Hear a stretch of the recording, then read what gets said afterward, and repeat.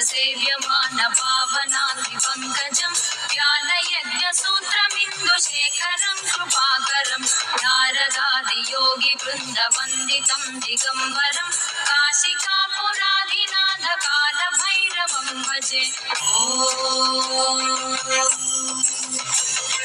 भानुकोटिभास्वरं भवाब्धितारकं परं नीलकण्ठमीप्सितार्थदायकं त्रिलोचनं कालकालमम्बुजाक्षमक्षशूलमक्षरं काशिकापुराधिनाथ कालभैरवं भजे।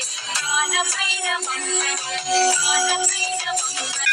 शूलटङ्कपाशदण्डपाणिमादिकारणं श्यामकायमादिदेवमक्षरं निरामयं भीमविक्रमं प्रभुं विचित्रताण्डवप्रियं काशिकापुराधिनाथ कालभैरवं भजे।